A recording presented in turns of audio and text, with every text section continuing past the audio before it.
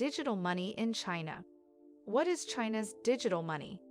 The digital yuan, also known as the e-renminbi, e-RMB, the digital currency/electronic payment, DC/EP, project, and most often nowadays, the e-CNY is China's digital currency. The People's Bank of China, PBOC, announced the e-CNY in 2017, and China attempts to build a digital fiat currency, also known as a central bank digital currency, CBDC. The Chinese Communist Party, CCP, has made it evident that it has enormous intentions for the e-CNY, emphasizing its importance in its long-term economic strategy until 2035. Despite the hoopla, the e-CNY, what it is, what makes it unique, and why it matters, remains a mystery. Now that we know China's digital currency, we need to discuss what it is also not. For one, the e-CNY is not entirely working yet. An early public rollout of the digital coin, the e-CNY wallet, launched in app stores ahead of the 2022 Winter Olympics in Beijing, temporarily topping the rankings for the most downloaded free app on Apple's China App Store. However, as part of its original launch experiment, the service is currently restricted to 10 locations, and usage has been exceedingly low since the Olympics. Furthermore, compared to China's private sector digital payment stalwarts, Alipay and WeChat Pay, their capacity to settle transactions, a critical criterion for a payment service, is far lower. For the time being, the digital yuan lacks the scope and capability to appeal to a broad local, much alone worldwide, audience. Second, the e-CNY, on the other hand, is not a cryptocurrency. Even if the two initiatives may collaborate in the future, as Illy McKinnon and Mick Rod explain, the e-CNY is independent and different from China's ambitious ambition to construct a state-backed distributed ledger infrastructure, the blockchain-based service network. Unlike Bitcoin and other cryptocurrencies, e-CNY is a controlled operation issued and overseen by the PBOC rather than a blockchain-based decentralized ledger. On a technological level, e-CNY is not fundamentally different from other online digital payment solutions in China, such as Alipay and WeChat. Consequently, that is not to say the e-CNY does not have any new features.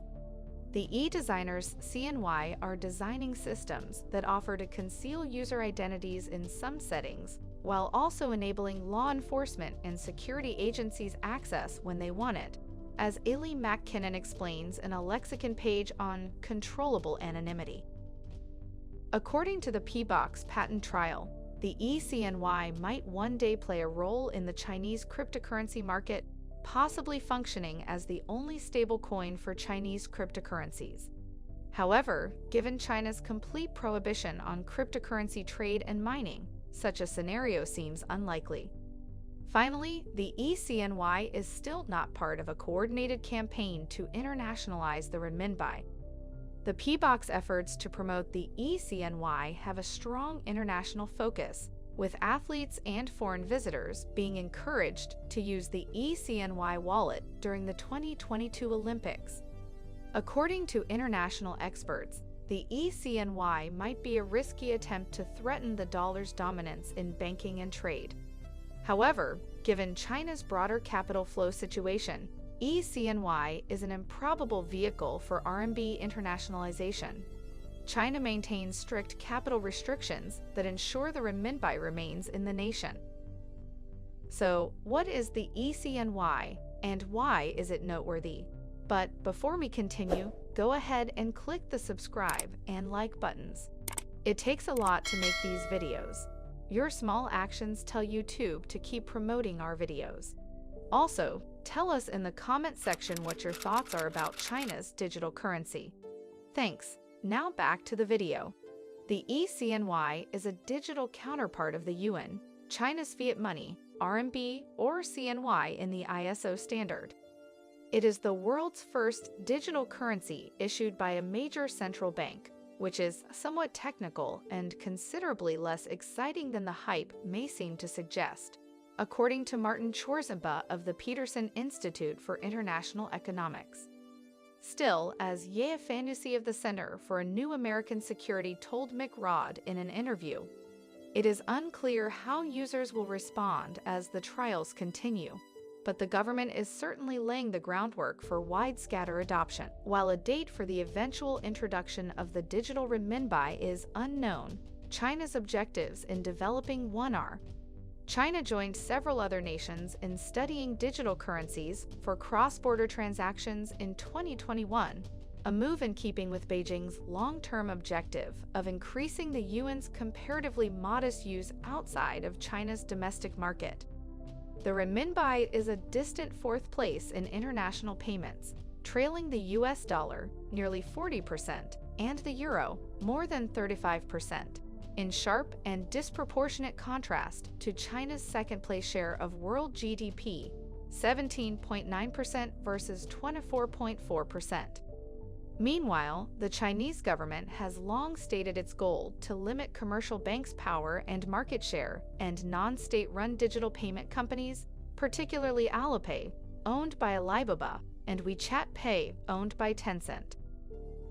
According to some analysts, a centralized digital currency would allow Beijing to keep a closer eye on both individual transactions and the large Chinese private financial technology industry. Even though China already has a sizable digital payment industry and infrastructure, the digital yuan has had difficulty breaking into it. In China, the private sector digital payment service industry is tremendously popular. However, it is virtually totally controlled by Alipay, over 50% market share, and WeChat Pay, almost 40% market share, with over 1 billion users. The e-CNY system is still technologically inferior to these alternatives in terms of capacity and scalability. The e-CNY, for example, can handle 10,000 transactions per second up to 300,000 in the future, compared to over 500,000 for Alipay at its peak in 2019. It also presents several technical problems, such as who will be held accountable for e-CNY claims, and how businesses other than big commercial banks will be allowed to join the system, leaving the e-CNY with more disadvantages than its rivals and few advantages. Indeed, the primary challenge facing the digital renminbi in China is promoting its usage in the first place. On paper, over 261 million e-CNY wallets exist, representing a significant growth in users. Closer analysis indicates that most of these wallets are nearly empty and are most likely not in use, with individual wallet balances averaging RMB 3, less than $50. The ordinary user has shown little interest in converting to the e-yuan system after more sophisticated and convenient alternatives have been available for several years. Will people continue using the digital yuan? Even as the PBOC encourages the public to use e-CNY, there are still unknowns over the technical plans and other factors of the digital currency. Due to factors ranging from a lack of user education to privacy concerns to the typically poorer quality of state products, the public view is that the e-CNY provides no incentive to change. Some observers believe that the e-CNY will be unable to fully replace private sector options without significant government intervention, maybe to the point of forced usage.